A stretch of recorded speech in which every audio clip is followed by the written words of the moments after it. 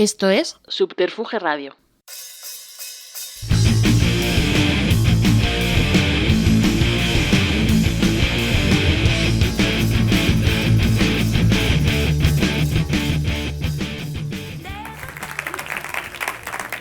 Hola, buenas tardes.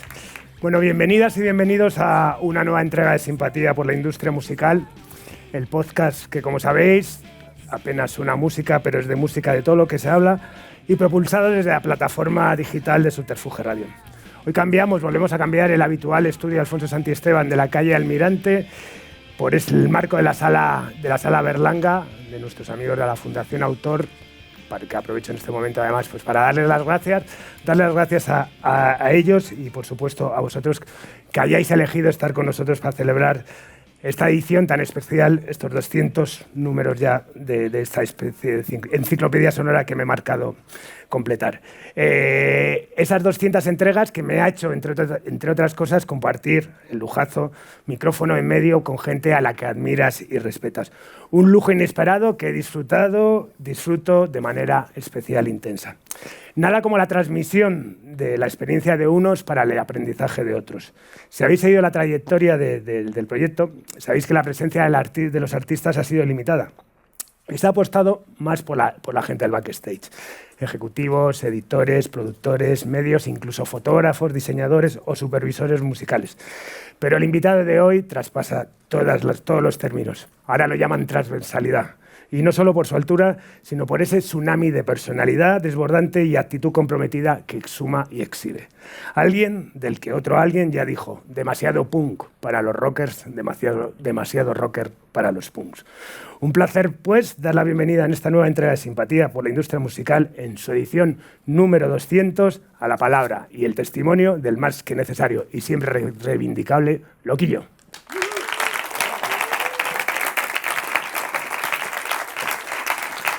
Bienvenido, Loco. Gracias, colega. Adelante. Voy ahí. Sí. Estupendo. ¿Qué tal? Bueno, todos muy bien, muy contentos. Bueno, principalmente aquí yo creo el más afortunado soy yo, porque al final, pues eso, celebrar esta aventura que he iniciado, que es intentar recabar el testimonio y la palabra de gente a la que admiras y respetas, evidentemente a unos más y a otros menos, pues bueno, pero estar sentado contigo. Además creo que el número 100, ¿sí? Yo estuve contigo también. Efectivamente, fue con nuestro común amigo Guy Mercader, así que tenerte en ese día tan redondo pues también fue muy especial. Pues si quieres arrancamos y mira, normalmente como eres un tipo especial y todos los que te conocemos un poco lo sabemos, hoy le quiero dar la vuelta, ¿no? Normalmente hago una glosa profesional, que vamos a cambiarla sí, por motivos obvios que luego hablaremos, y normalmente al final lo que hago es un poco la conclusión, ¿no? de la relación del invitado con la industria musical. Pero esta vez lo voy a hacer al revés, voy a empezar con eso. ¿Cuál es tu diagnóstico de tu relación con la industria musical? Ahora mismo. Sí. Yo creo que estamos en un tiempo de cambio. Quiero decir que es como si volviéramos al principio. Cuando yo empecé en esto, lo hablaba el otro día con Sabino Méndez, nosotros cuando empezamos con 17, 18 años odiábamos tres cosas. Las tonadilleras, el flamenquito y los cantantes melódicos. Estamos igual. Por eso salieron las independientes. Para dar opción a artistas distintos en una España distinta que se veía que iba a cambiar. Yo veo la industria musical un poco igual ahora. Creo que van a seguir funcionando las compañías como las entendemos, con sus cantantes blandos, que les va muy bien al poder, como lo era entonces, y que eso va a facilitar que un tipo de artista distinto busque una forma diferente, que no sé cuál va a ser. Hasta ahí no llego. Pero el ciclo siempre se repite, con formas o maneras diferentes. Cuando empezamos nosotros no había red, habían fanzines. Entonces eso era lo que comunicaba a los demás. Y no olvidemos una cosa, en aquella época éramos 4, ahora somos 10. Pero el asunto es el mismo. Sigue habiendo una industria discográfica, llamémosle, hecha para el consumo, que no trae problemas, con artistas que forman parte del establishment, y hay una, digamos, floreciente underground, que se puede decir ahora underground, pero yo creo que cada vez más influyente gracias a la red. No olvidemos que yo sobreviví a toda la época de los 90 gracias a la red. O sea, muchas bandas entre los 90 y el 2000 dejamos de funcionar en los 40 principales porque decidimos no ceder los derechos de autor al grupo Prisa, que quede claro, y entonces desaparecimos. Lo que empezó a volver a ponernos en el sitio fue la red. Entonces siempre hay que mirar hacia atrás y hacer comparaciones y comparativas y darte cuenta de que estamos en la misma situación que estábamos hace muchos años, con un sistema determinado. Por ejemplo, ¿cuál es tu pesadilla? Mi pesadilla es despertarme por la mañana y ver que estoy en la gala de los Latin Grammys. ¿Entiendes lo que quiero decir? Entonces, el asunto es que ya sabemos que eso existe, pero ¿alguien se lo cree? Nosotros no formamos parte de eso. Nunca hemos formado parte de eso. ¿Por qué le damos importancia a eso? Eso ha funcionado siempre. Antes era el Festival de Benidorm. ¿Entiendes lo que quiero decir? O sea, esto siempre ha existido. Total. O sea, cada generación, creo, tiene como obligación romper esos esquemas. Y ahora yo creo que en estos momentos estamos en un momento no de impasse, sino que está pasando algo. Y eso pronto se va a ver. Y se va a quedar más claro cuáles son, dónde está cada uno. A mí me parece muy bien que haya flamenquito, que hayan, llamémosle, tonadilleras, o que exista el cantante melódico. Pues siempre ha habido, es característico de este país. Pero también hay otra manera de entender la música. Y eso es quizás lo que yo noto faltar. Esos canales y sobre todo también que la televisión pública pase absolutamente del resto de las músicas que hay en España. Totalmente. Bueno, la verdad es que te he pedido un diagnóstico, eres el típico diagnóstico, le pides al médico... He sido breve, ¿eh? Claro, no, le dices al médico, oye, dame un diagnóstico, y te suelta y tal, y es como, a ver, ¿me voy a morir o no me voy a morir? O sea, me lo tienes que contar. Me parece genial, y aparte, bueno, al final da pie también un poco al inicio, que también quería hacer el inciso que había dicho antes de que, bueno, que no voy a intentar no andar mucho en lo que es en los aspectos más biográficos, cronológicos, aunque evidentemente van a salir muchas cosas, porque para eso tenemos un libro fantástico escrito por Felipe Cabrerizo, que tengo encima el inmenso honor de que haya venido a acompañarnos hoy. Pero es necesario, después de esa reflexión sobre la industria, pues cómo te acercaste a la industria, ¿no? ¿Cómo fue ya y casi a tu corazoncito de músico incipiente ahí en el clot y tal, esa sensación cuando te dicen que vas a hacer un disco con Los Intocables, ¿no?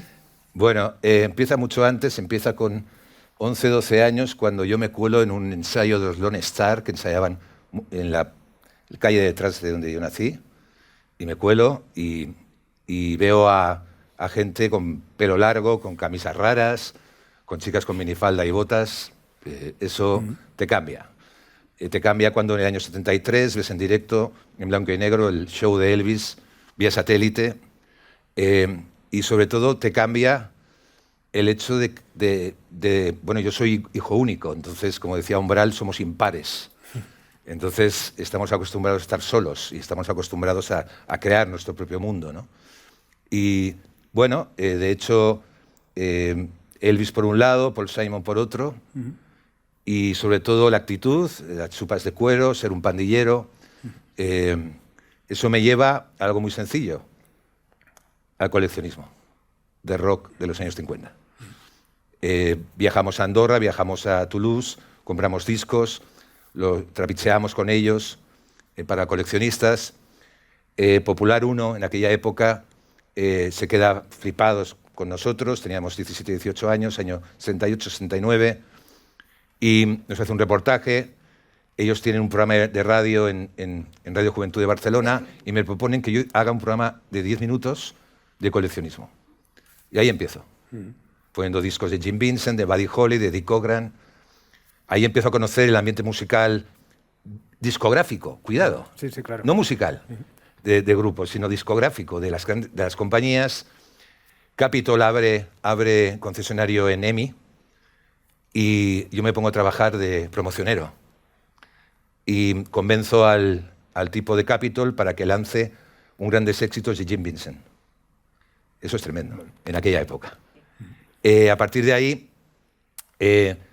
me llaman, como tengo contactos con las compañías discográficas, como voy a las radios y reparto los discos de las compañías, me llaman para hacer un playback de un artista americano que viene a España que se llama Sleepy LaBeouf. Y me dice, tú conoces a amigos tuyos que son rockers, él necesita gente rockera tocando al lado en un playback para el programa musical Aplauso. Y yo llamo a Carlos Segarra de Los Rebeldes, al batería, a un colega mío rocker, y nos presentamos ahí yo para hacer un playback. Claro, se supone que todos somos músicos, yo no tenía ni puta idea de tocar nada. Y decido que yo voy a tocar el piano. Al primer solo de piano, que pongo el pie encima del piano, el piano sale volando, porque era un teclado y hace plof, plof. Volvemos a repetir. Claro, Sleepy LaBeouf alucinaba. Ese es el primer impacto de televisión. Llaman de RCA, viene un artista que se llama Robert Gordon, y queremos que vuelvas a traer a este grupo de... O sea, éramos figurantes. En el primer tema de Robert Gordon estábamos al fondo, no se nos ve. En el segundo, el productor del programa dice, esto es delante. Porque el otro era se plantaba delante del micro y no se movía. Entonces detrás está Carlos Segarra de Los Rebeldes, todo el rato, espídico, y yo con un bajo que venía de Londres y iba vestido con el uniforme de Ramones, ¿no? Con la chupa de cuero, la cadena, etc. Y con el bajo puesto aquí abajo. Sí, pisis, ¿no? Y nos ponen delante. Y llega el solo, y yo me da por pegar 2 saltos, la cámara lo coge, y en vez de Robert Gordon salgo yo. A la semana estaban llamando de compañías diciendo, ¿tienes un grupo? Yo no tenía nada. Había empezado a ensayar con Sabino Méndez, con 2 amigos suyos en un piso de un batería que ensayábamos en la habitación de su abuelo. Y yo dije, claro que tengo un grupo, el mejor. Y tengo un LP que te cagas. Todo era mentira, evidentemente. Y se lo creyeron. Y ahí grabé en un día. Mi manager era el que fue después presidente de los Hell Angels de Barcelona. Entonces lo tenía muy claro. ¡Ya está! ¡Fuera! ¿Sabes? Punto. En un día grabamos y en un día mezclamos. Y el disco Los tiempos están cambiando, cambia la historia de la música. Así se hace la historia. Que coincide una vez, la historia es que lo grabas, te vas a hacer la mili a Ferrol, ¿no? Sí. Que coincide también esa fase que vas de jurado a Sí. Coruña, en un concurso de pop rock, y empiezas a conocer a gente, y a la vuelta de eso, pero no nos detallas todo, a la vuelta de eso es cuando ves que tus canciones están sonando en la radio. Sí, me entero, mientras estoy haciendo unas prácticas de tiro en el CIR de Cartagena, me viene un sargento y me dice, tus canciones están sonando en la radio. Hay un tipo que pone una canción tuya que se llama Esto no es Hawái, que es un programa. Y yo alucino. De repente me llama un director de una cadena musical, Noito Pereira, de Coruña, y me ofrece estar en el jurado con Diego Manrique y Jesús Ordovás del concurso de rock de Ciudad de La Coruña, donde tocan a las que los Pegamoides. Y yo me tengo que buscar la vida, es evidente, ¿no? Yo había llegado después, cuando tomé contacto con Pito, que era el manager, terminó la mili, y llego a Barcelona, a la compañía, y me dicen, se han vendido 10.000 copias del disco, te corresponden estos royalties, pero te hemos registrado el nombre. Si quieres el nombre, tienes que ceder lo que has ganado. Esta es la primera hostia que me da la industria. Con 21 años. Punto. Sabino Méndez había echado a Los Intocables, había contactado con Jordi Vila, que estaba con Los Burros, de Manolo García y Quimi Portet, y Manolo García y Quimi montan una compañía que se llama Discos Criminales y nos ofrecen grabar un single, Vaqueros del Espacio. Grabamos con ellos, pero la compañía se va al garete. Entonces yo utilizo mis contactos con Pito, con Tres Cipreses, y consigo vender el máster de Vaqueros del Espacio a Tres Cipreses, gracias a Andrés Cuadrado, que era el director de Tres Cipreses en ese momento, y sobre todo también por, digamos, la admiración que Jaime Urrutia y Eduardo Benavente sentían por mí. Eso es muy importante. ¿Y qué recuerdos tienes? Porque para mí es una fase, vamos, alucinante, ¿no? De ese momento de discos radiactivos organizados, Sí. ¿no? Tres Cipreses, la marca que monta, bueno, Urrutia Sí. y Eduardo Benavente, etcétera. ¿Qué recuerdos tienes? O sea, por un lado vienes de esa estafa, ¿no? Incluso incluida Bienvenido al negocio, no es bienvenido una al negocio, estafa. pero de repente no te llaman, joder, pues unos chavales, ¿no? En el Sí. fondo, ¿no? Que estaban montando una historia aquí en Sí. Madrid, que eran una compañía independiente. ¿Qué recuerdas de ese momento bueno, pues la primera reunión que tuviste con ellos? Hablas de Andrés Cuadrado. Bueno, había algo. ¿Hay alguien está por ahí que pueda cogerme la chaqueta, por favor? Laura, que Gracias. está para todo. ¿Qué era aquello? Aquello era una explosión de libertad. Aquello era... Es que es muy difícil de explicarlo porque con la comparativa actual es impensable. Era gente que le gustaba la música. Ahora, los que nunca te fíes de alguien, ahora, digo ahora, en el tiempo actual, que te dice que le gusta Tom Petty and the Heartbreakers, porque seguro que hace conciertos de Melendi. ¿Me entendéis lo que quiero decir? No os fiéis jamás de alguien que os vaya con esa tarantela. ¿Entiendes? O sea, entonces, la gente que estaba en una compañía de discos, sí que le gustaba Echo and the Bunnymen, Bauhaus, Killing Joke, por poner una serie de ejemplos. Y se creían eso. Les gustaba el expresionismo alemán, les gustaba el cine de Antonioni, les gustaba la Nouvelle Vague. Era de los nuestros. O sea, había años luz con la música que se hacía en aquel momento comercial.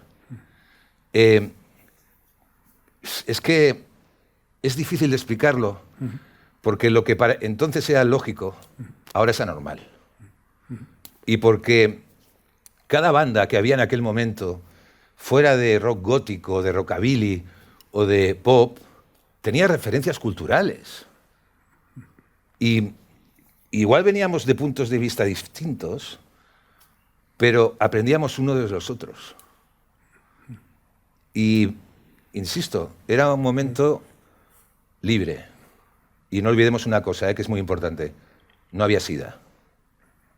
Que eso condicionó muchísimo todo lo que vino luego. Ya sabéis que cuando toda la gente es feliz, algo tiene que dar por el culo, por decirlo de alguna manera, ¿no? Entonces, ese momento, sobre todo a nivel discográfico, que salieron un montón de compañías independientes, cada uno con su rollo, con gente que se lo creía, con gente que luchaba por sacar eso adelante. De repente, cuando nos ofrecieron, Droa absorbió a Tres Cipreses, nos ofrecieron grabar un disco. Hubo un momento, para mí, súper importante. Hubieron unos momentos súper heavies. Hubo la muerte de Eduardo Benavente. Yo recuerdo que estábamos escuchando Ritmo de Garaje, la canción Accidente de Circulación, en casa de uno de los capos de Tres Cipreses en aquel momento. Y recibimos la noticia de la muerte de Eduardo. Eso fue demoledor.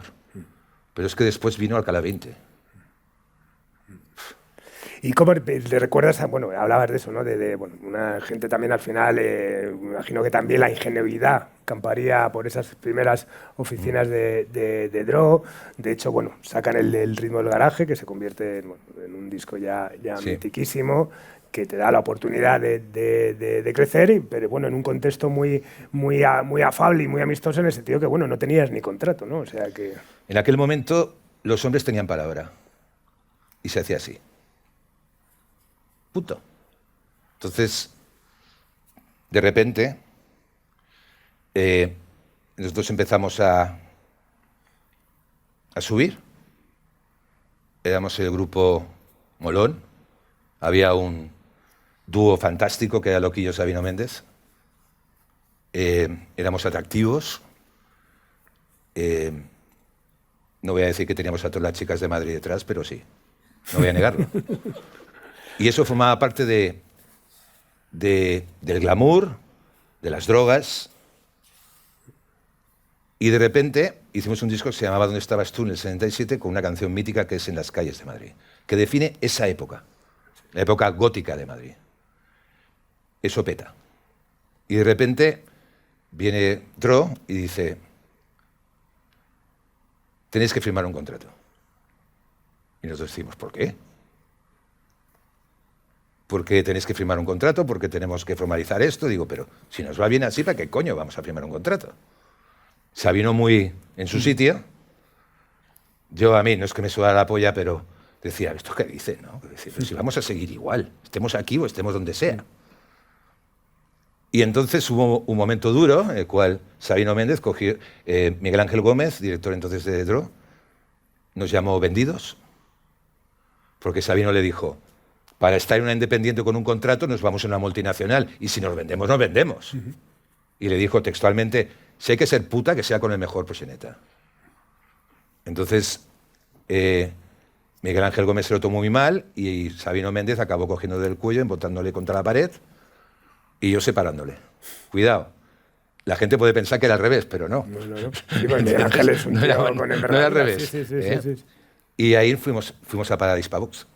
A la mafia del baile, que me imagino que notaríais una diferencia, sobre todo, me imagino, en medios eso. Te lo digo porque, bueno, hace poco tuve la oportunidad también de estar con Eddie Clavo, un buen amigo tuyo y un tío sensacional. Brutal. Y que vivió también un poco la experiencia esa, ¿no? También de sentirse un poco como también, que como parecía que había traicionado a una escena, visto tal, ¿no?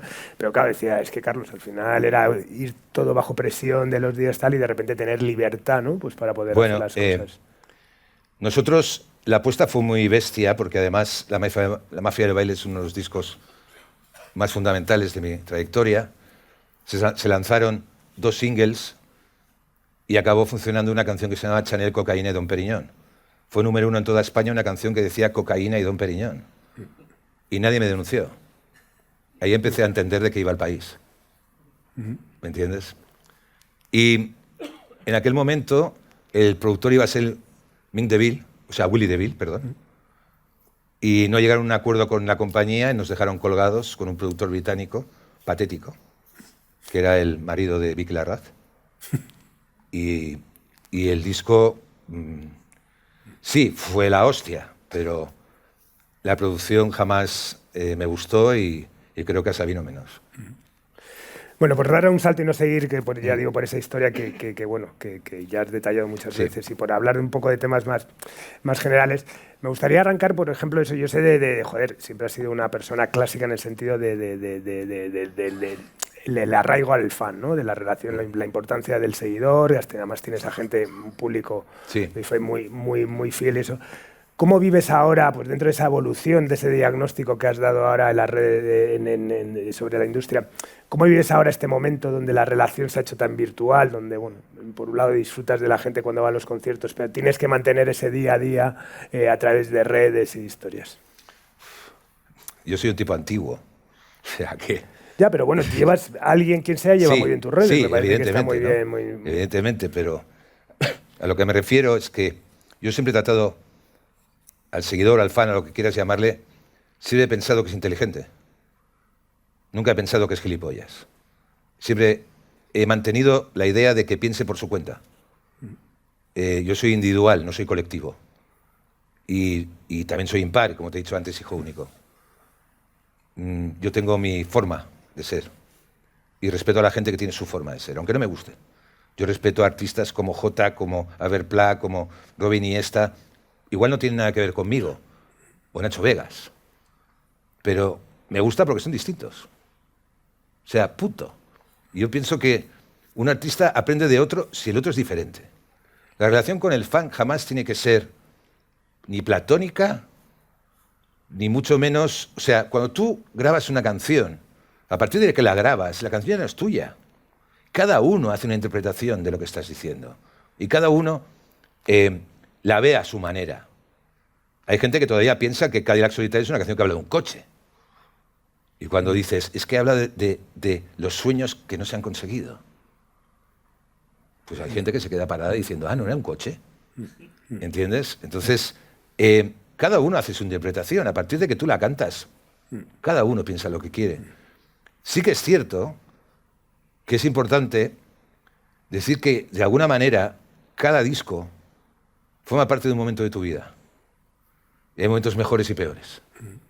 Y que cada disco, cuando llegas a la edad que tengo yo, que son 62, forman parte de tu crecimiento personal. Y también de la visión de una sociedad o de un momento determinado. Eso es así. yo no quiero quedar bien con todo el mundo. Cuando Sabino y yo empezamos en esto, teníamos una cosa muy clara. No queremos gustar a todo el mundo. O sea, no entiendo a esos grupos, esas bandas que quieren quedar bien con todos. No. Nosotros no venimos aquí a quedar bien con nadie. El que nos quiera por lo que somos. Pero intentar quedar bien o hacer los discos que la gente quiere o la prensa quiere, no, gracias. O sea, en eso soy muy cirano. No, gracias. Pero bueno, yo voy a volver a hablar de mi libro, de lo que te he dicho. Me interesa mucho la perspectiva también, digo, lo de las redes sociales, porque al final, bueno, que he hablado con gente de todas las generaciones, al final es importante, ¿no? Yo creo que tienes 62 años, pero tienes, joder, una propuesta musical sí, que a mi hijo Nicolás de 20 años le gusta, ¿no? Es decir, también tienes que esa evolución como artista también tiene que ir asociada a la evolución de tu público, ¿no? Primero, yo no soy de los que hacen cartas al fan. ¿Me entiendes? Punto. Ni te haces fotos de desayunando. No, gracias. No, gracias. Porque pienso que cada seguidor de mi música piensa por sí mismo. Yo no tengo que contarles mi vida o lo que me parece bien o mal que tiene que hacer. Segundo, las redes sociales llevan mi hijo, que tiene 25 años. Y es la persona adecuada para llevar las redes sociales porque ha crecido con ello. Claro. ¿Entiendes? Y porque es consciente de que son necesarias. Claro, sí. ¿Me entiendes? Pero lo que no voy a hacer... Yo cuando veo artistas que se pasan el día contándole a los demás cómo tienen que vivir, digo, vamos, yo si tuviera esa edad le enviaría a hacer puñetas. O sea, directamente. Total. Bueno, eso es la relación, evidentemente, con el fan. Otra relación con el mundo de la digitalización y la popularidad de las plataformas de streaming.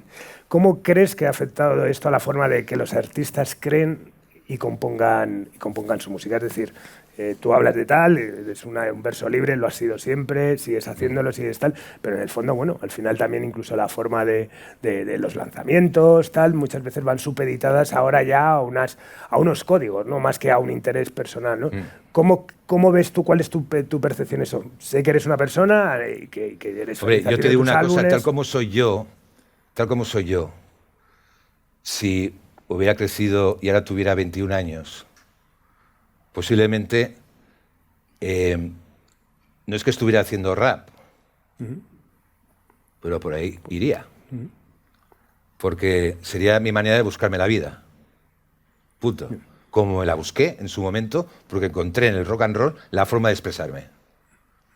Supongo que vería el rock como algo desgraciadamente lejano, en cierta manera rancio.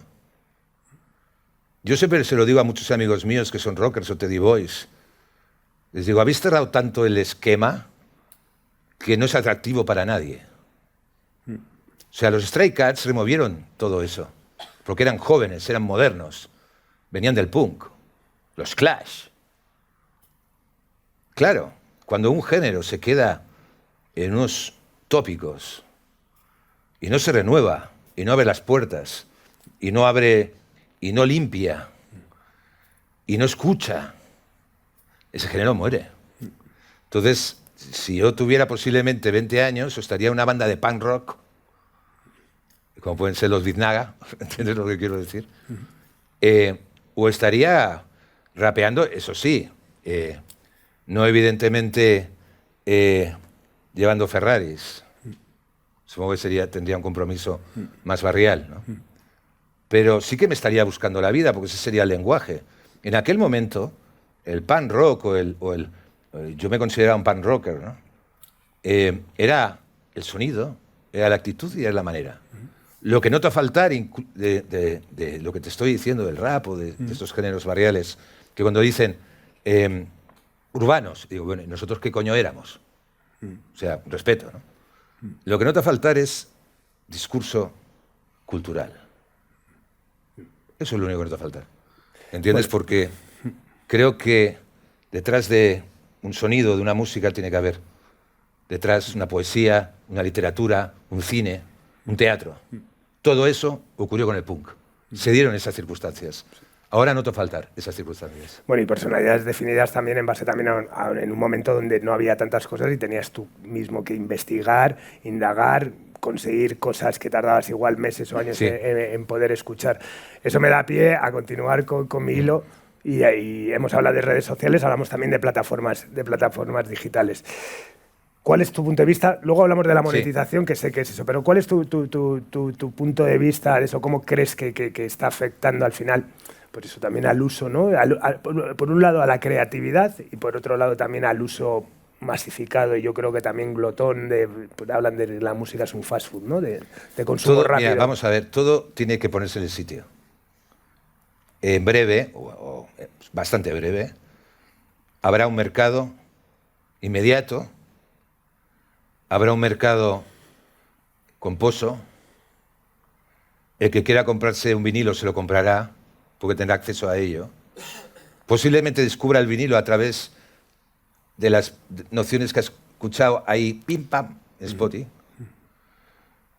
Pero como ha recibido una cultura, y nos encargaremos tú y yo de que reciba esa cultura, de que el vinilo es como un libro. O sea, puedes leerte un libro en un iPad, pero no es lo mismo, porque no huele.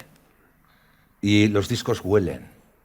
Entonces, eso es un tema de educación. Quizá tenemos que hacer esa apología de educación, de educar a la gente. Si Spotify nos sirve para eso, perfecto. Si las redes sirven, perfecto. O sea, el comunicar, el hecho de que, por ejemplo, ahora ya ha pasado un poco el furor, pero hace unos años, cualquier canción que sonaba en un anuncio de televisión, ¡pah!, era pelotazo. Todo el mundo quería sonar en un anuncio, porque era la manera de llegar más fácilmente a la gente. Yo creo que todas las plataformas son buenas si se dirigen bien y si forman parte de algo más.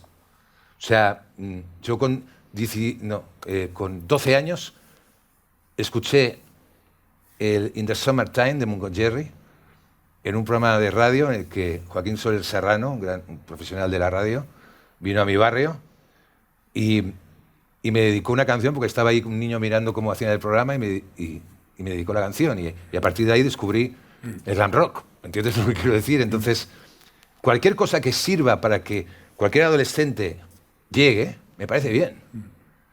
Lo que sí que hay que decir las cosas es cómo son. Entonces, que existan plataformas que hagan posible que la música se escuche inmediata, vale. Pero también hay que hacer posible que gracias a eso se llegue a que te compres un vinilo. Yo creo, por ejemplo, que ahora uno de los vinilos mejores que hay es el vinilo de Los Planetas, que han hecho... El de de Zulueta. Sí. Con Jaime Stinus, además, y Iván Zulueta. O sea, ese disco es una obra de arte. O sea, vale que es una banda sonora sobre unos cortos, pero tocar ese disco es una obra de arte. Entonces hay que decirle a la gente, los vinilos son obras de arte. Tienen un sentido, tienen un concepto artístico. Y cuando te enteras que hay directores de compañías de discos que abogan por cargarse los vinilos, eso es como decir, vamos a cargarnos la cultura grecorromana. Vamos a fundir todas las piezas de arte y vamos a dejar las fotos. Entonces, para que eso no ocurra, hay que decirle al público que todo forma parte de uno. Claro, eso se llama educación. Yeah. Ahora, que se quiera educar a la gente es otro tema. Porque cuando un director de una compañía aboga por dejar de fabricar vinilos, cuidado. Sí, hombre, pero bueno, también viene también un poco la educación de las personas. También al final le dices a un chaval, aquí tienes un disco fabuloso con 12 canciones, pero en este dispositivo tienes 2 millones, pues es complicado. Y bueno, al final todos vienen de familias donde sus padres tiraron a la basura, bueno, ya los vinilos, ahora ya los CDs, ¿no? Al final el formato... No, perdón, se los vuelven a comprar. El físico es ese desapego, ¿no? De hecho, bueno, ayer, por ejemplo, sabes que si no callo seguro lo sabe tu hijo, Spotify sacó el Wrapped que te hacen una lista de lo que has escuchado este año, con un fin además tiene un pelín maléfico, ¿no? Al final de interrelacionar todos los gustos de uno, de otro, de fagocitarse con historias, sí, de que compartas, que escuchas unas cosas y eso, ¿no? Al final, bueno, yo creo que es una herramienta muy útil. Al final la industria ha conseguido sobrevivir, además, cuando hubo la crisis, digamos, de la venta del formato, ha conseguido sobrevivir eso.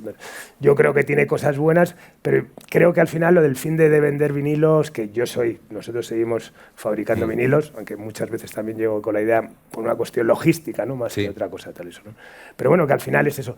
Yendo a lo de las redes, por ejemplo, tema de la monetización. ¿Eres de los que piensas que la monetización no es como debería ser? ¿Te consideras en ese sentido no estafado? Porque ya te digo, yo creo que tiene muchas cosas buenas las plataformas digitales, ¿no? Pero ¿cuál es tu percepción cada vez que te llega una liquidación de royalties frente a esa liquidación? Yo no lo veo. No, va directamente, ¿no? Yo no lo veo. Sé que me están engañando, me están estafando. Sé que además quienes están en cabecera de esa representación conocen que nos están engañando. Yo ya sabes de lo que soy partidario, de acción directa, pero bueno, no tengo demasiado consenso. No solamente me estafan a mí y a los autores. Tú piensas que la primera gran estafa es cuando un presidente del gobierno hace unos años legalizó la piratería, no persiguiéndola. Eso hundió el mercado, hundió los derechos de autor y algo muy importante, cambió el sistema. Las cosas no son casualidad. Se está yendo hacia no sé qué y Fahrenheit 451 no está tan lejos. De verdad, os lo juro, no está tan lejos. A alguien le interesó en aquel momento no solamente tener la doble moral de la piratería o se vende. Yo recuerdo que fui a dos tipos que vendían CDs míos en las Ramblas y les dije, me los voy a llevar. Y como te vea otra vez te meto. No, es que son los derechos de autor. Sí, sí, sí. Y los autores importamos una jodida mierda. Sí, sí, sí. ¿Entiendes? Entonces, cuando en un país de autores como España, donde no olvidemos, matamos a Lorca, no lo olvidemos, ¿qué esperas? ¿Qué somos los autores? Cero. Nos pueden pisar, nos pueden vender en el suelo. Tú haces eso en París, con un autor francés, y verás la que te cae. Pero no por la autoridad, sino por el propio francés, que ama su cultura y la defiende. Aquí los autores somos unos cantamañanas, unos sinvergüenzas, gente que vivimos del aire. ¿Me entiendes? Ese es el tema. Y esto no ha cambiado en 45 años, ¿eh? No ha cambiado nada. Y yo lo único que me jode muchísimo es que la generación anterior a la mía no ha hecho nada. Ya les iba bien. O sea, ¿cómo es posible que en 45 años no tengamos una ley de mecenazgo? En 45 años no tengamos una ley de protección al autor y al creador. Que se haya aprobado una ley de creador y no se haya desarrollado. ¿Cómo es posible? Estamos en Europa. En toda Europa funciona. ¿Por qué aquí no? Ah. Entonces, cuando se habla de nuestra situación, yo hace mucho tiempo que dije, yo voy a la mía, porque los demás van a la suya. Si hubiera realmente una actitud de compromiso por parte de los autores, como existe en el cine, ¿cómo es posible que en España se subvencionen películas y en cambio no se subvencionen a compañías independientes que se dedican a invertir en bandas españolas? ¿Por qué? Misterios. Insisto, han pasado 45 años.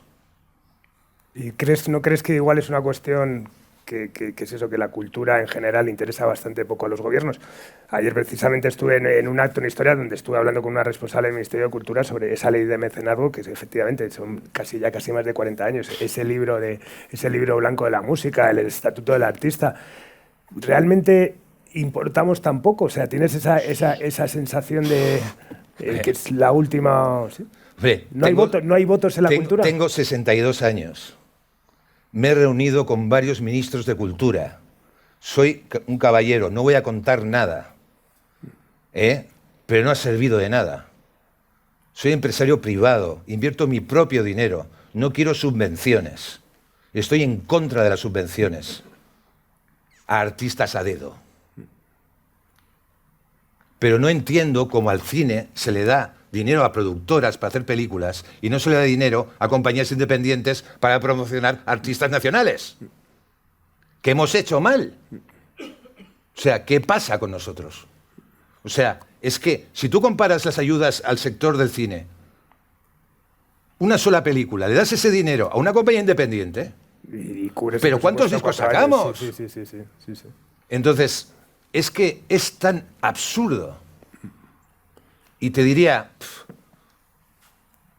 no puedo entender por qué en el momento del COVID nadie dijo nada.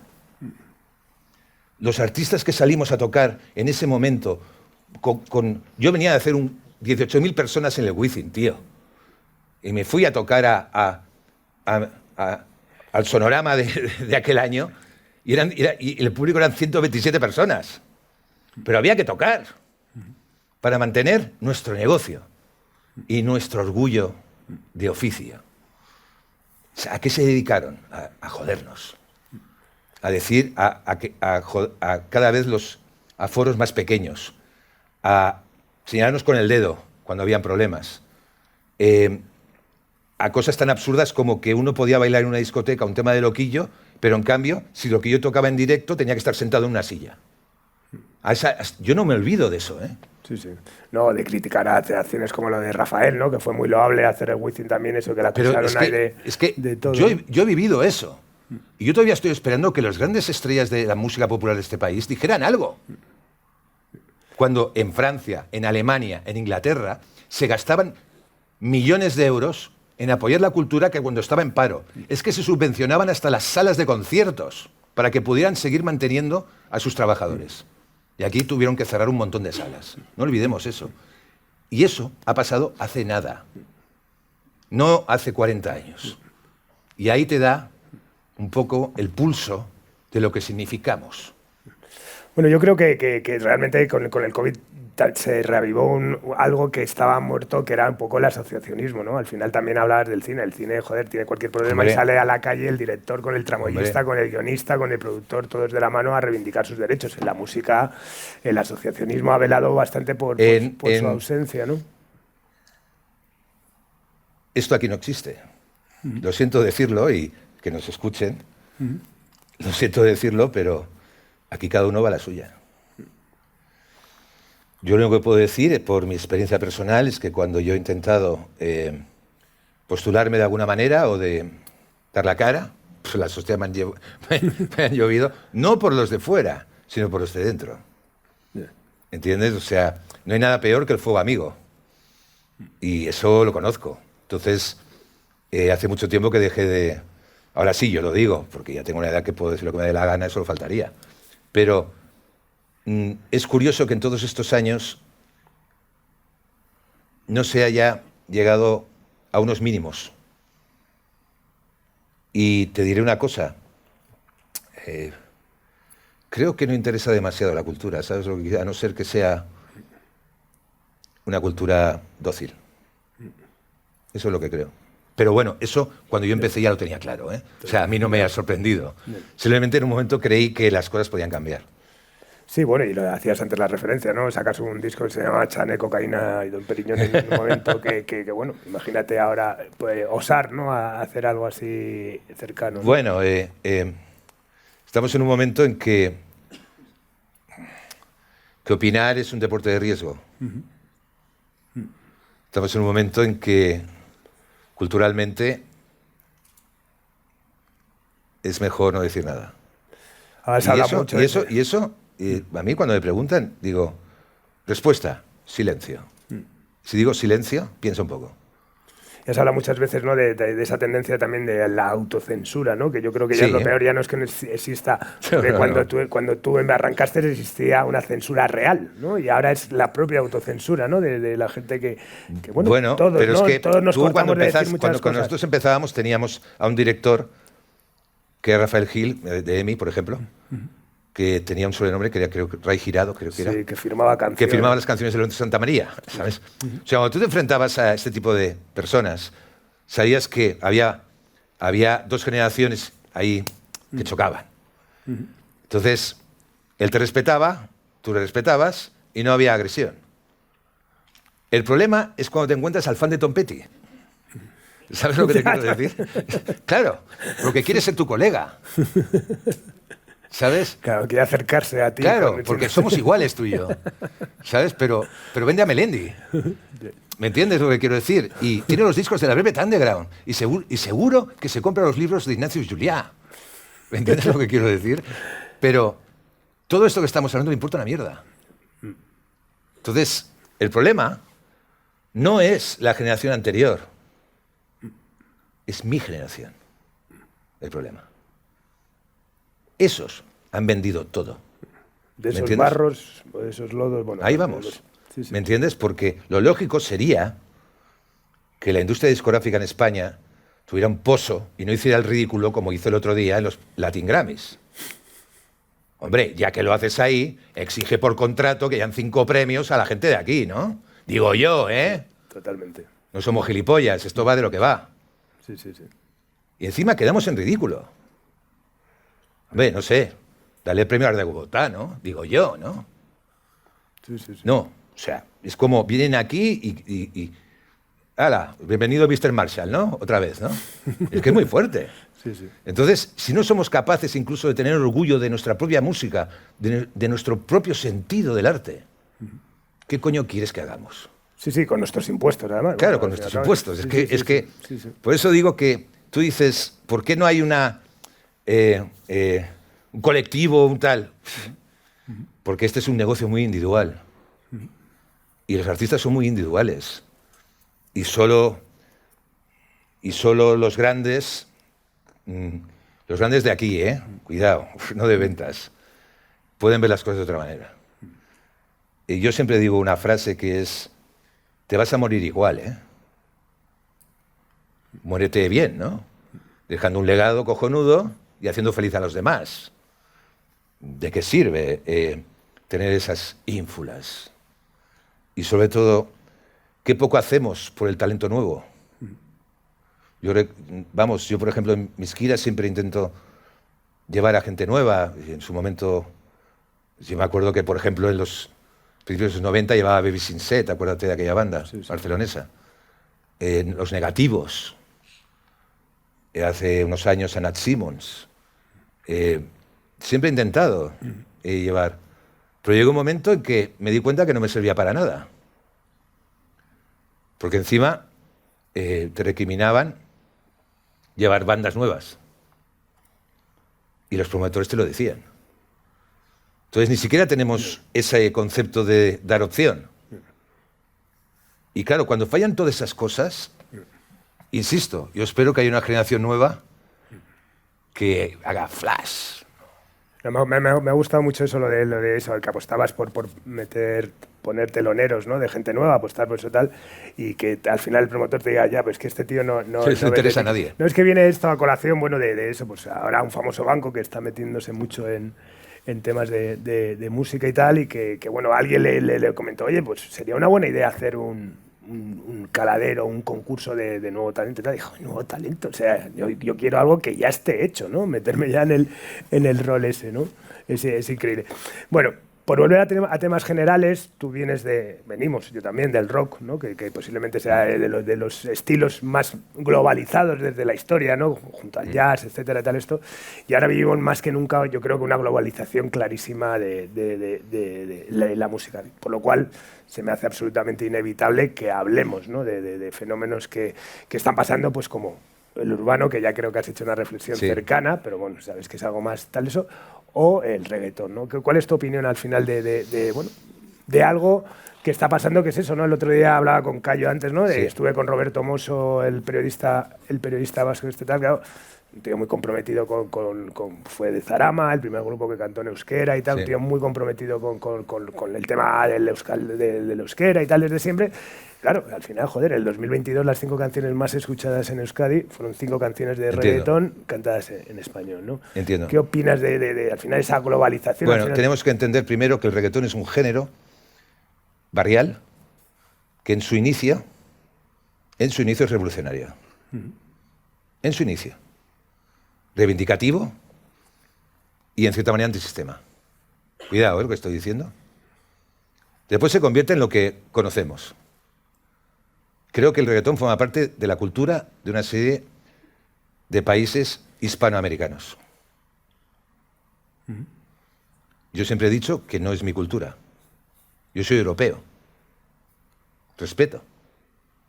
Pero yo es que crecí con Johnny Hallyday, con Celentano, con Cliff Richards, con la Nouvelle Vague, con Antonioni, con Saura.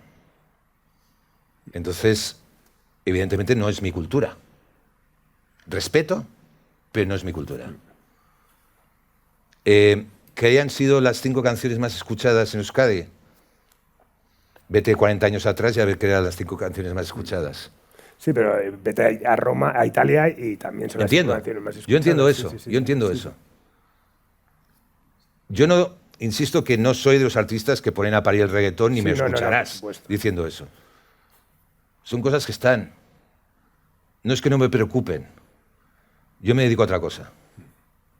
Entonces, digamos que ese tipo de sonidos o de, no sé, en el año 90 era el acid house.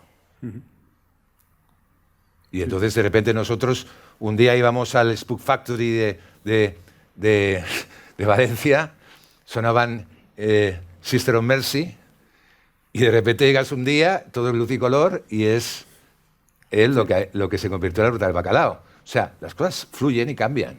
Sí, sí, sí. Entonces, no es algo que me preocupe, en el sentido de que yo me considero minoritario, porque además lo busco. No quiero estar al alcance de todos, ni de coña. Como te he dicho al principio, cuando inicié mi carrera, el punto número 1 era no gustar a todo el mundo. Entonces, entiendo que hay músicas mayoritarias que se escuchan, que van, que vienen, que no sé qué. ¿A ese reggaetón? Pues es el reggaetón. Que sí que es cierto,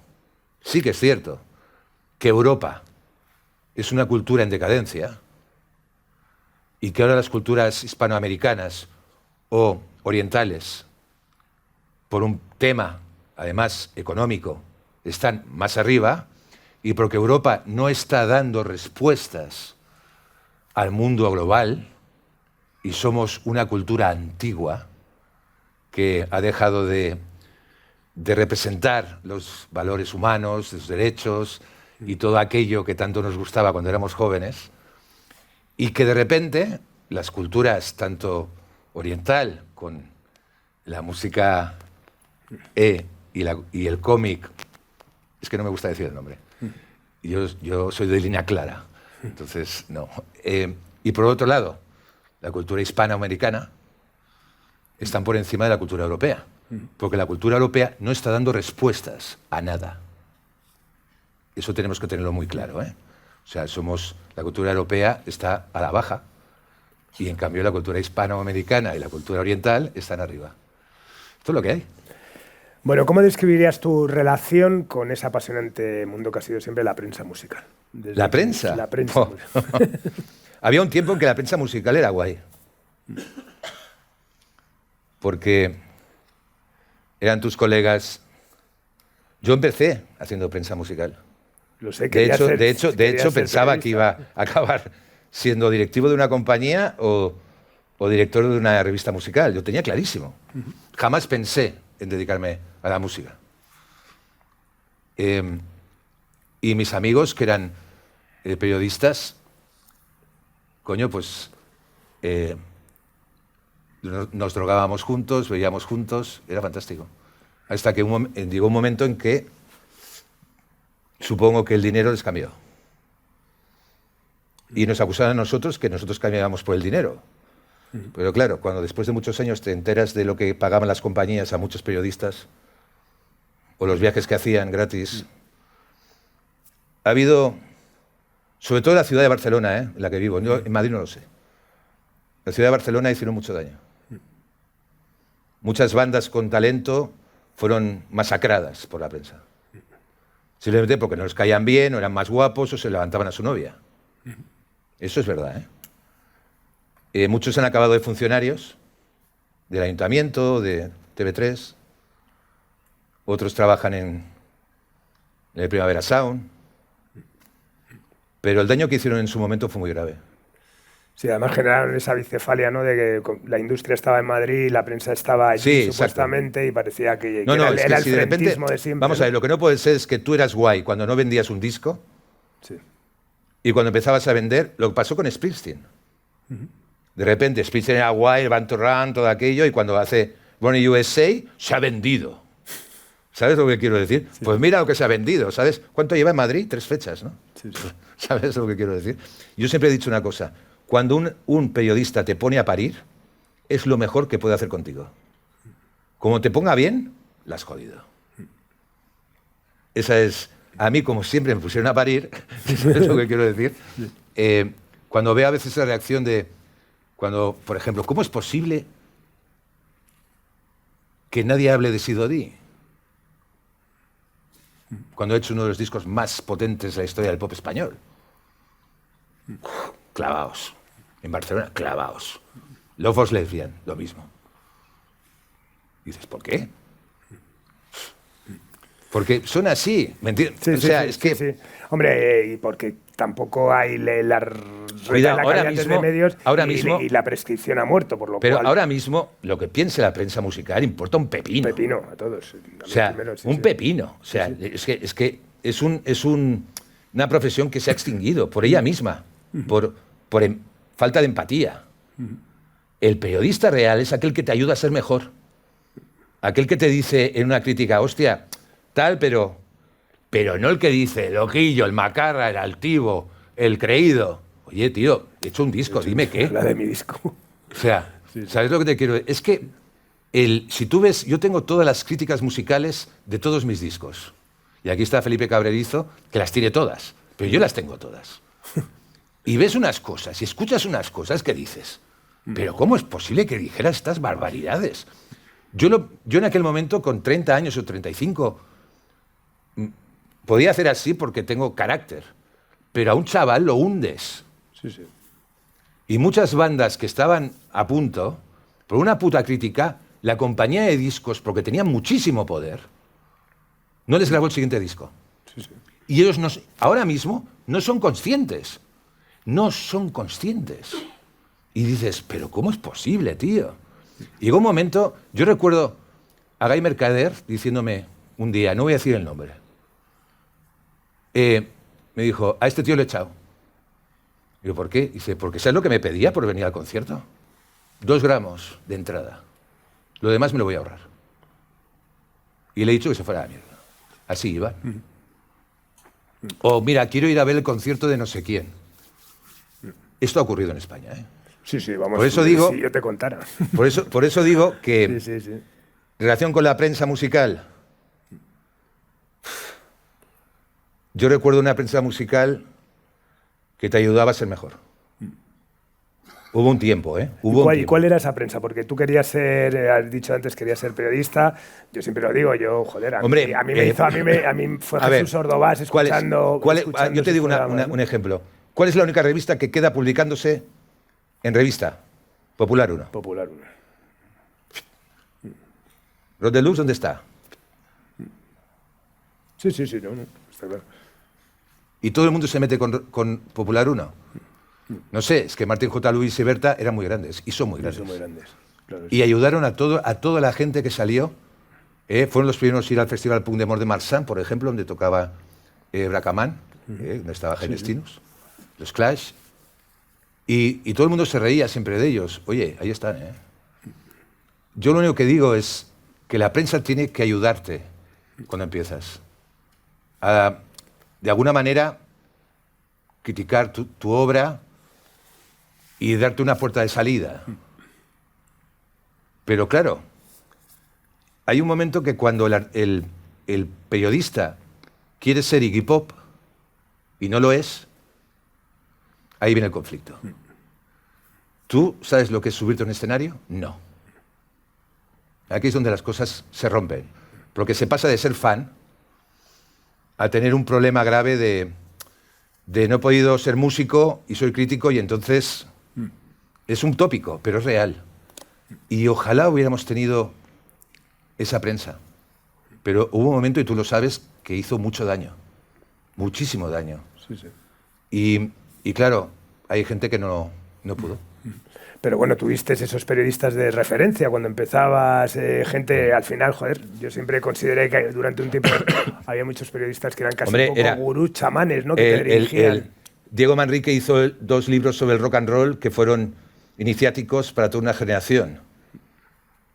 Jesús Ordovás fue el hombre que confió en las generaciones jóvenes cuando había estado y había sido testigo del último concierto de Philox en Nueva York. Yo soy muy fan de Philox. ¿Qué más? En su momento, José María Costa. En su momento, el tan de Ignacio Juliá, Jaime Gonzalo. En su momento, Santi Carrillo. Recuerdo que venía a mi casa a escuchar los discos de Springsteen.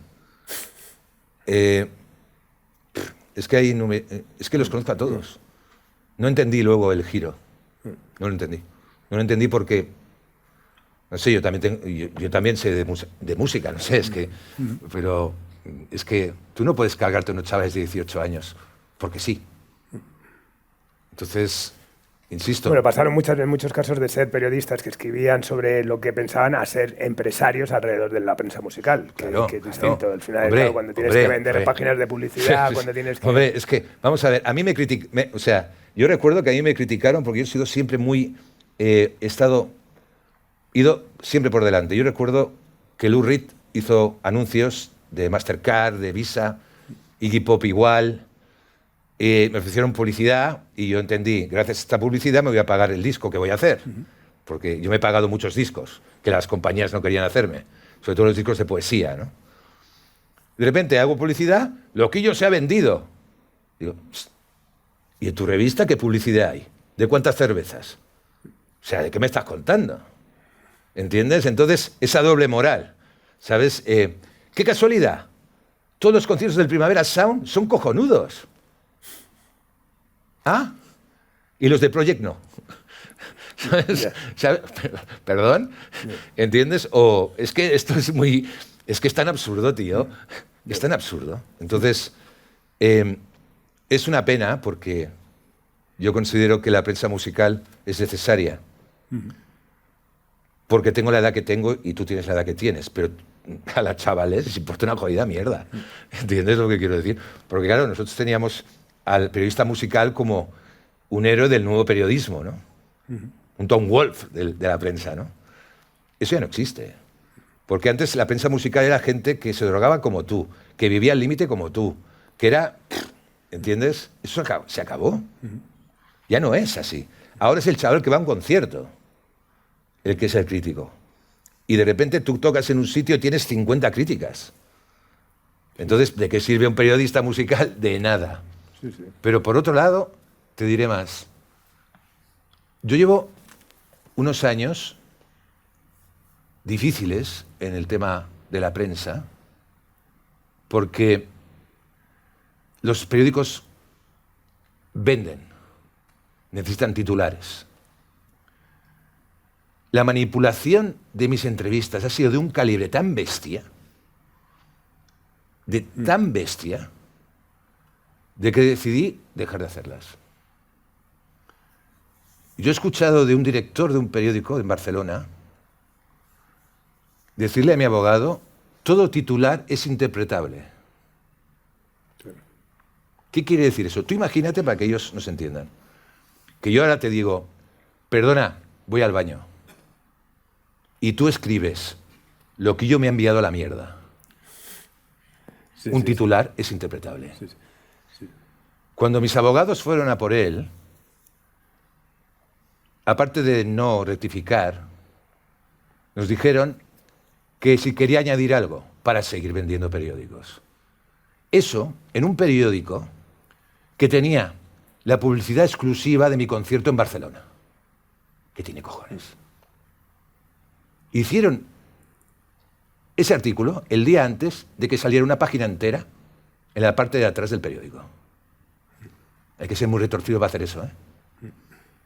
La cantidad de manipulación que ha habido en mis declaraciones es tan salvaje, ¿eh?,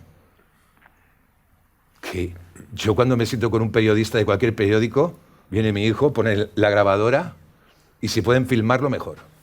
Sí, sí. Fíjate a dónde hemos llegado con la prensa, ¿eh? Entonces, cuando te conviertes en un pim-pam, decides no hablar y decides no meterte no en charcos. Yo estoy hablando contigo tranquilamente. Sí, sí, sí. Pero, o sea, lo que no se puede hacer es que la gente que se dedica a esto nos conviertan en una causa-efecto para vender periódicos. Porque nadie los lee. Total. De la misma manera que no se leen las críticas musicales. Estamos en eso, pero como venimos de una generación anterior en que le dábamos importancia a eso, todavía le damos importancia. A un chaval le importa una mierda. Y eso, en todo caso, es el change que tenemos que hacer. Pensar que lo que digan no nos importa.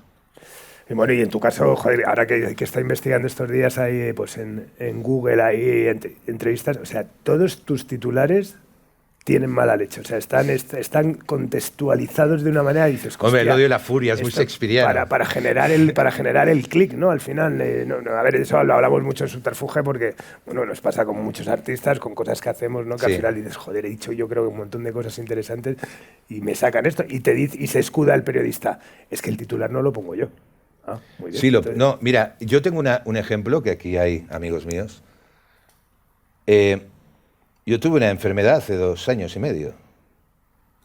El diario El País publicó que yo me moría.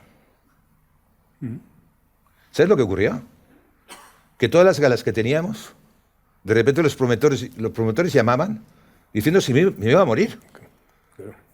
Y menos mal que mi manager fue lo suficiente hábil para convencerles de que eso no era verdad. Que yo había tenido una enfermedad que me podía haber afectado a mi carrera, porque una enfermedad en las cuerdas vocales, pero el titular era que peligra mi vida. Cuando eso se publica en un diario como El País, significa que todas las galas que tienes van a pasar censura y van a estar llamando a tu oficina diciendo, ¿pero este tío se muere? ¿Sabes el daño que es eso? Ya no es por el negocio, moral. sí, sí, sí. A mí, a mi familia, a mis amigos. El puto titular, hecho por un tipo que le importa una mierda mi vida. Y al que le deseo que se joda. ¿Me entiendes? Y que le pase lo mismo que a mí. Sí. ¿Entiendes? Sí, Porque eso, a veces la gente no se da cuenta, pero trae consecuencias. Y menos mal que soy una persona querida, con gente al lado que me quiere y me cuida. Pero a una persona de esas débiles o sensibles, la funde. La funde.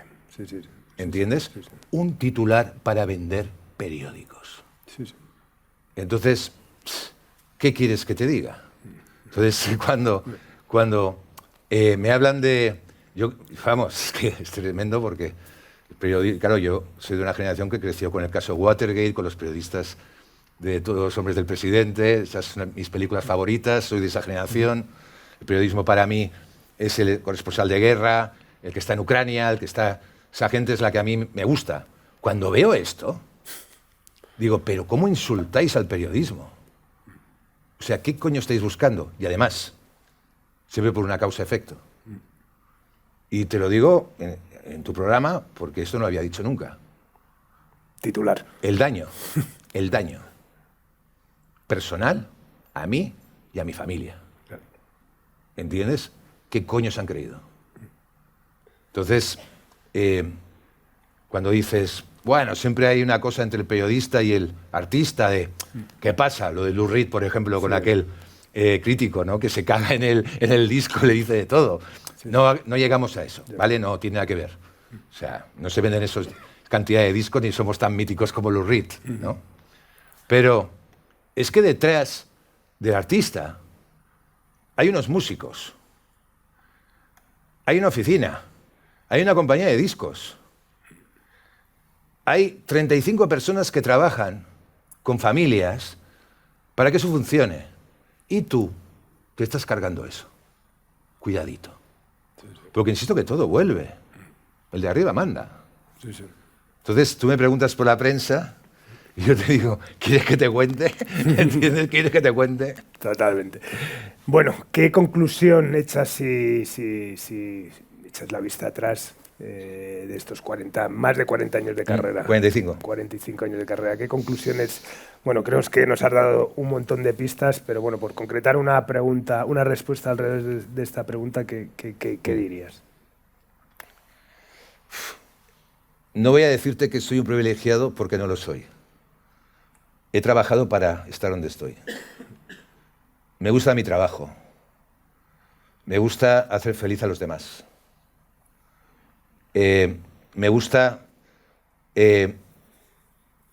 poder decir a una mujer de un presidente del gobierno, yo he cambiado la historia de la música de este país y tú no. Me gusta que mis canciones suenen por todas partes. Me gusta que hay una generación entera que haya sido concebida gracias a Cadillac Solitario, por ejemplo. Me gusta que la gente me quiera, aunque sea un tipo, digamos, esquivo. Sociópata, pero poco. Pero un sociópata que le gusta estar con gente. Tengo ahí la contradicción. Me siento muy feliz de estar ahora aquí, diciendo las cosas que pienso. Pienso que no sé cuántos años me quedan de vida, pero los voy a dedicar a que la gente que viene a mis conciertos recoja buena onda, a hacer mejores discos, a ayudar a las nuevas generaciones a lo que haga falta, a que cuando tengan un problema me llamen, algunos lo hacen, a que el orgullo de tener este oficio siga siendo algo importante, porque yo me considero alguien que tiene un oficio de cantar. Y sobre todo una cosa, hay algo muy importante que a veces la gente no entiende.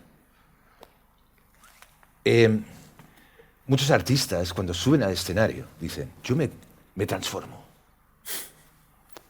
Yo eso no lo he entendido nunca.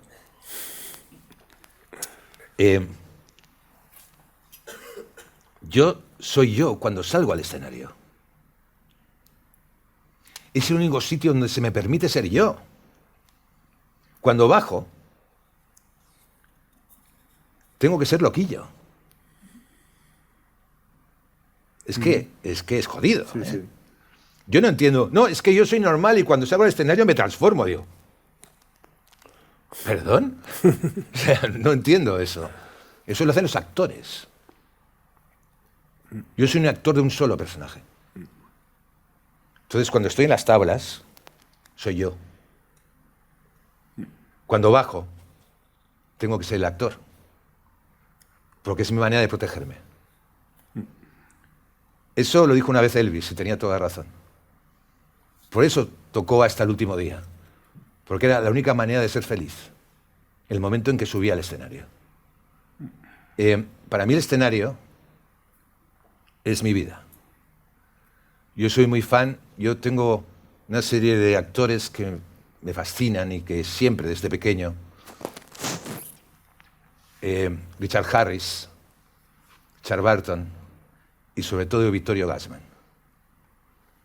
Eso es para mí el teatro, porque el teatro es intenso. Y cuando subes al escenario tienes que ser eso. Eso solo puedes ser si cuando tomas conciencia de quién eres y buscas esto te protege. En el momento que salgo, que voy al súper, que voy a lo que sea, tengo el foco aquí. Sí, sí. ¿Entiendes? A ver, yo entiendo a la gente que se agobia con ese tema. yo construyo a partir de ahí. Y por eso me gusta el teatro. Por eso la próxima gira que voy a hacer va a ser una gira de teatros, haciendo poesía contemporánea, porque es mi parte personal que me ayuda a crecer. Y no soportaría el personaje de rock excesivo y arrogante si no tuviera esa otra parte. Porque en el teatro es donde aprendo. Y además haciendo una cosa distinta. Yo, vamos, aquellos que van a un teatro a hacer su repertorio con 4 acústicas, es como engañar a la gente 2 veces, ¿sabes? Tomarle el pelo. O sea, a un teatro hay que ir, pues lo que hace Albert Pla, lo que hace Robert Iniesta, lo que, ¿sabes? O sea, planteamientos distintos. Sí. Pero no hacer tu repertorio de rock en un teatro con acústicas. Esto es como, a mí me parece banalizar ese espacio, ¿no? Por eso cuando me preguntan, ¿dónde estás bien y dónde estás cómodo? Yo digo siempre el teatro. Porque el momento que pisas por primera vez, como me pasó a mí, las maderas del Palau de la Música, donde han tocado todos los grandes, y fui el primer artista de mi generación que pisó el Palau de la Música, cuando sientes eso, la vida te cambia. Bueno, has contestado las 2 preguntas que tenía. Una era qué sueño tenías por cumplir, creo que lo has contestado. Eso es interesante. No, bueno, si quieres desarrollarlo, pero bueno, creo que ¿no? Continuar al final en los escenarios, ¿no? Haciendo discos y estar cerca de tu público. ¿Cuál es el sueño a cumplir? Poder fundir los dos personajes. Hay una cosa que es patética, que es un tío intentando hacer rock and roll con 80 años, vestido de rock, o sea, se supone, pantalón de cuero, chupa de cuero. O sea, a partir de los 50, lo de salir vestido de cuero, déjaselo a los chavales, ¿eh? Y ¿sabes lo que quiero decir? Es que no, ¿sabes? Es que no. Yo, mi intención, pues mira, te diré una cosa, me gustaría, como he sido el primer artista de mi generación en poder llevar 2 carreras diferentes, y siempre he tenido un componente muy europeo, me veo más cerca del personaje de teatros que del personaje de rock. Y no te estoy diciendo que no tenga la misma intención. No sé lo que va a ocurrir. Pero yo me acuerdo que Johnny Hallyday, a que yo tuve la suerte de conocer y con estar y con el que compartir un montón de cosas, me lo decía, no dejes nunca de aprender. No dejes nunca de tomarte riesgos, de dejarte ir, de arriesgar todo lo que tienes. Yo me he arruinado un montón de veces, he hipotecado mi casa muchas veces por hacer discos de poesía, sobre todo de poesía y bandas sonoras de películas, que nadie creía. Y cuando piensas en el tiempo que ha pasado, y dices, lo hice, estuvo bien. Eso me ha ayudado a llegar hasta aquí. Yo no me canso del personaje de Loquillo, en absoluto, me encanta. Sí que es cierto que, por ejemplo, en esta última gira hubieron 2 momentos en los cuales perdí pie. Porque me sentí como, ¿qué está pasando aquí? O sea, de repente me vino un poco la escena del año 89 con Aporillos, que son un poco psicobardes, ¿no? ¿Qué está pasando aquí delante, no? Y dije a mi manager, hay que parar. Hay que parar porque yo ya no sostengo esto. O sea, no quiero convertirme en algo que odio. ¿Me entiendes? Y afortunadamente las cosas se pusieron en su sitio. Y la idea de volver al teatro es... Pero que nadie dude que el hecho de volver al teatro es lo que hace posible que después Loquillo vuelva con una mala hostia que te cagas a hacer rock and roll. Porque creo mucho en el concepto germano, del romanticismo, ¿no? El ímpetu, ¿no? Y porque tengo muy claro que el rock and roll es shakespeariano, odio y furia. Si no tienes estas 2 actitudes, insisto que yo llamo rock and roll, pero a lo mejor un tío que se dedica al techno piensa igual que yo. Porque igual tiene el mismo concepto, ¿no? Es impepinable. Tú no puedes dedicarte a esto si no odias. tienes que odiar. Porque si no, no se puede crear. O sea, no se parte del sufrimiento, pero el sufrimiento también es una especie de... es odio. Entonces tú tienes que estar en contra de lo que te rodea. Y tienes de tener ganas de cambiar eso. Eso es imprescindible para un creador. Y si no encuentras esos ímpetus... o sea, yo no podría vivir en el campo. Pajaritos. No, yo tengo que vivir en la puta ciudad. Donde pasan cosas, donde la gente... ¿Entiendes? O sea, yo cuando me dicen que hay artistas que viven en lugares paradisíacos y digo, ¿y qué haces? ¿Sabes lo que quiero decir? Es que no sé, es que a mí me gusta irme a tomar una copa con los Hell Angels, me gusta tocar una copa con mis amigos del básquet. ¿Entiendes lo que quiero decir? No podría vivir ahí encerrado. ¿De qué voy a contarle a la peña? ¿Entiendes? O sea, es que cuando sales al escenario, en cierta manera también recibes el input de la gente que está delante. Y los problemas que tienen. Yo, pues, no sé, yo escucho los temas de estos días, ¿no? Un artista debe 3 millones de euros, el otro 6. Y yo me quedo alucinado. Y digo, coño, ¿cómo se hace eso, tío? Yo debo ser imbécil. ¿Sabes lo que quiero decir? Pues soy un ingenuo, porque creo todavía en el poder del rock and roll y en el poder de motivar, de cambiarle la vida a alguien. Porque a mí me la cambiaron. Entonces, cuando ves a un chaval de 14 años o una chica de 13 que está en primera fila, cantando tus canciones, eso es la hostia, tío. Porque eso me recuerda al primer concierto de los Dr. Feelgood con 17 años, o al concierto de los Clash en Barcelona, o de Springsteen el 21 de abril, cuando eras un chaval que querías ser partícipe de algo y que esa persona te estaba contando tu vida y a dónde iba tu vida. Eso es lo mágico del rock and roll. Entonces, espero seguir haciendo eso porque eso me motiva.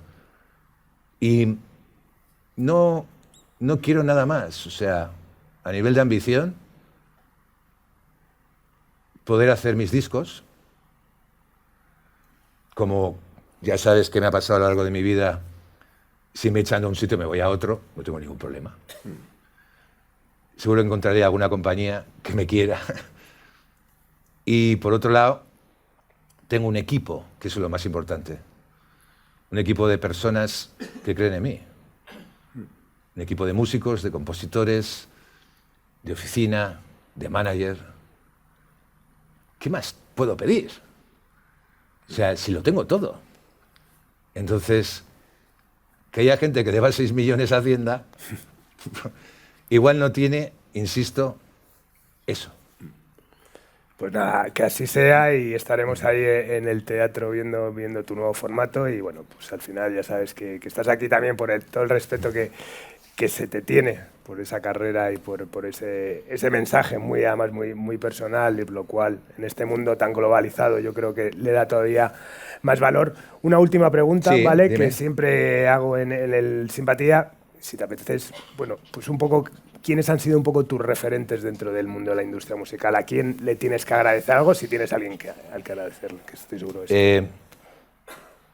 Agradecer primero al cantante de los Sirex, Leslie, que le dijo a mi padre, este chaval llegará lejos. Después,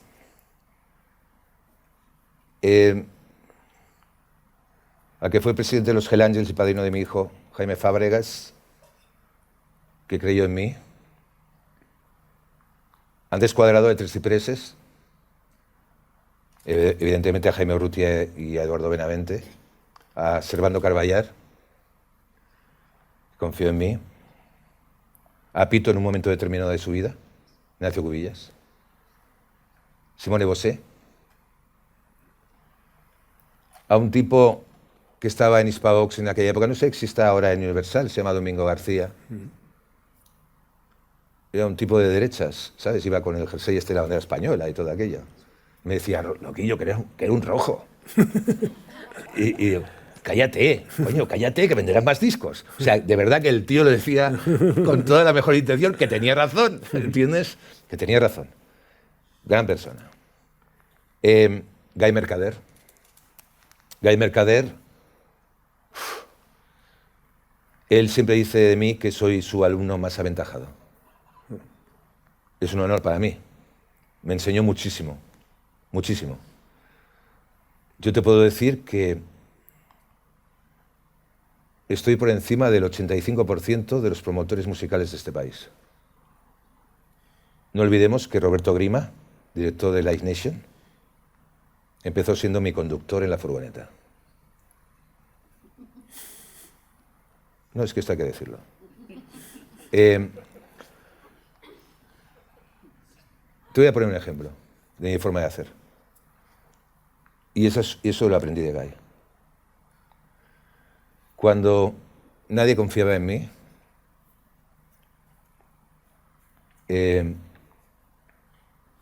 tenía cierta confianza con un tipo que era amigo de Sabino Méndez, que estaba en Zaragoza, que llevaba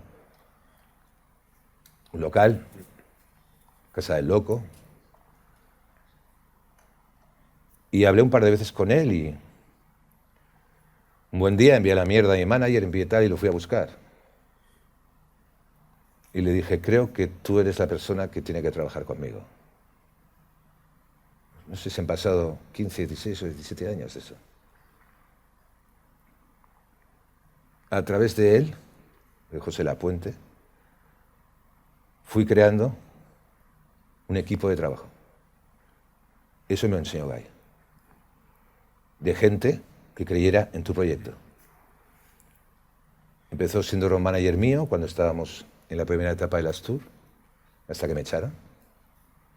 Y ese fue el mayor favor que nos hicieron, porque eso hizo que José Lapuente hiciera su oficina. Y a partir de ahí, Loquillo dejó de tocar en locales de 1000 personas y acabó llenando las ventas. Y unos años después, 2 veces seguidas el Wisin. Eso es trabajar. Y eso lo aprendí de Guy. Después de Guy te diría que David Bonilla. David Bonilla, yo estoy en Warner por David Bonilla. Si un día David Bonilla se va de Warner, me iré yo. Porque es el único ejecutivo de compañías que conozco que sigue creyendo en el talento, que sigue creyendo en los músicos de una generación y que sobre todo entiende al artista. El rock and roll es un negocio de piel. O sea, para dedicarte a esto, siendo discográfica, tienes que tener piel. Tienes que discutirte con el artista. Tienes que cagarte en su puta madre cuando te llama a las 3 de la mañana.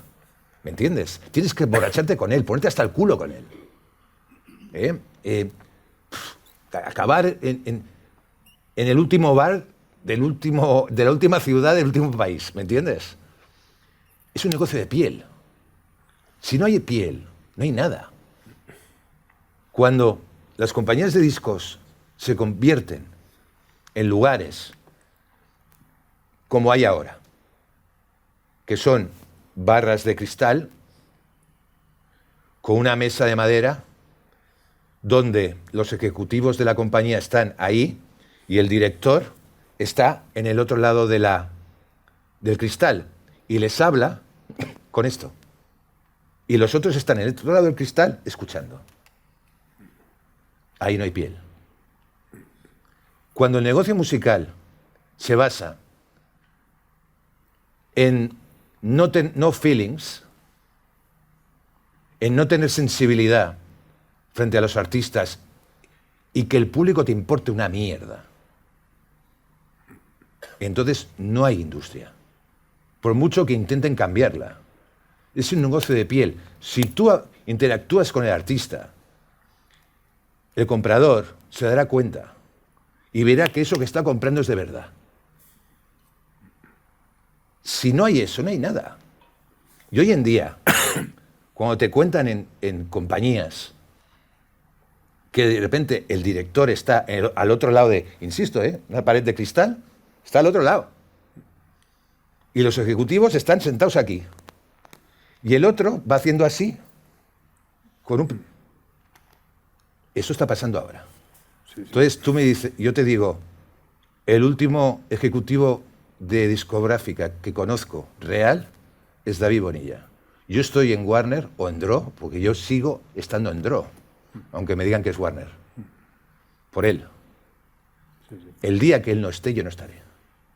Porque particularmente considero que Draw ya no existe. Esa manera de entender la música, ¿eh? Sí, está claro. Bueno, es de la evolución del... Nada, me indican que tenemos que ir terminando, loco. Nada, No te preocupes, si quieres que alguno de ellos hable, claro que después sí. de micro hablamos. Después está a vuestra disposición y nada, pues tenemos que terminar. Que muchísimas gracias, un auténtico honor que hayas sido el protagonista de esta entrega 200 de 200 de Simpatía por la Industria Musical. Os agradezco a todos muchísimo que estéis aquí con nosotros. Agradezco especialmente al equipo de Subterfuge el apoyo permanente, en especial a Laura Rodríguez, que creo que es la persona que sin ella esto casi ni pasaría. Muchísimas gracias, loco. Muchísimas gracias Un placer por eterno. vuestra asistencia. Normalmente ya sabéis que acabamos con una canción. Hoy, evidentemente, hay que acabar con un aplauso para esta estrella. Vale.